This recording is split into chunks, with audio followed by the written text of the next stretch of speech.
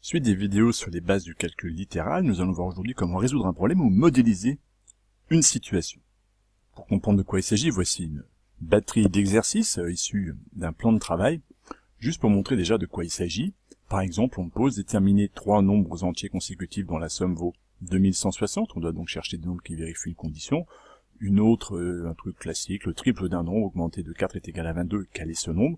Et on pourrait énumérer comme ça tout un tas d'exercices. Chez un marchand de meubles, une table coûte 50 € de plus qu'une chaise, le prix d'une machin, déterminer le prix d'une chaise. On voit bien de quoi il s'agit, de problèmes plus ou moins de la vie quotidienne, plus ou moins de la vie courante et plus ou moins crédibles, pour lesquels le mathématicien va devoir modéliser, c'est-à-dire amener ses atouts à lui, ses arguments à lui, sa théorie, afin de le résoudre. On peut essayer de les résoudre au feeling, avec un peu de flair. Ça marche des fois, tant mieux, rien à redire.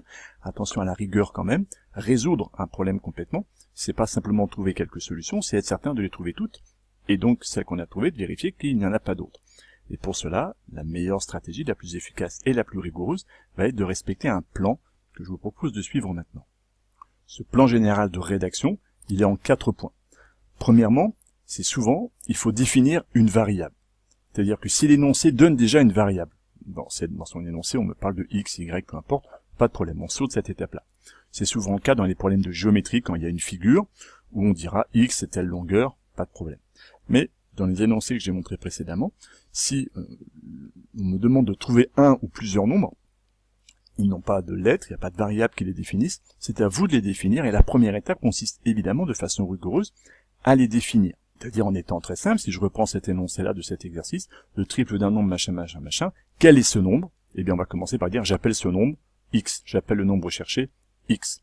Je prends cet exercice-là maintenant, lors d'un spectacle, machin, calculer le prix d'une entrée adulte, ici, calculer le prix d'une entrée adulte, eh bien, on appellera x le prix d'une entrée adulte.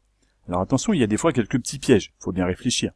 On me dit, chez un marchand de meubles, on doit trouver le prix d'une chaise et le prix d'une table. Il y a donc deux inconnus. On pourrait tenter de mettre deux variables.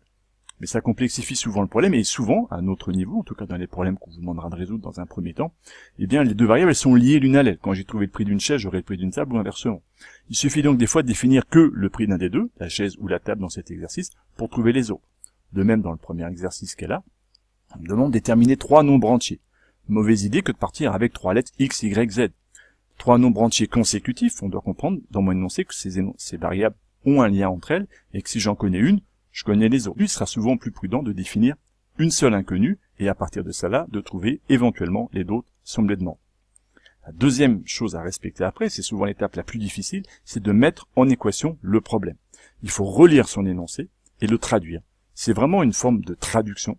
Un énoncé vous est donné en français, et vous allez le traduire en mathématiques avec une égalité, en essayant de faire intervenir la variable que vous avez définie précédemment. Si je reprends cet énoncé-là, j'ai défini par exemple x, le nombre que je cherche, eh bien je vais relire la phrase. Le triple d'un nombre, le nombre je l'ai appelé x. Donc le triple de x, c'est 3 fois x. C'est donc vraiment une traduction du français au maths, augmenté de 4. Ça veut dire qu'on lui a fait plus 4. Donc le triple d'un nombre, 3x, augmenté de 4 plus 4, est égal à 22. 3x plus 4 égale 22. J'ai mon équation. Troisièmement, c'est la partie la plus facile, c'est la résolution de l'équation qu'on vient de trouver, c'est une résolution classique, je ne m'y étends pas. Quatrièmement, attention, il y a une petite subtilité, c'est l'interprétation et la conclusion. On a trouvé une solution, troisièmement, on a trouvé une solution à mon équation, il va falloir les analyser, ces solutions. Est-ce qu'elles sont bien cohérentes avec mon énoncé, est-ce qu'elles fonctionnent bien? Et conclure en revenant au problème et à l'énoncé. Par exemple, si on me donne un exercice où on cherche l'âge de Simone, je pose mon problème, je le modélise, j'ai mon équation et je trouve deux solutions.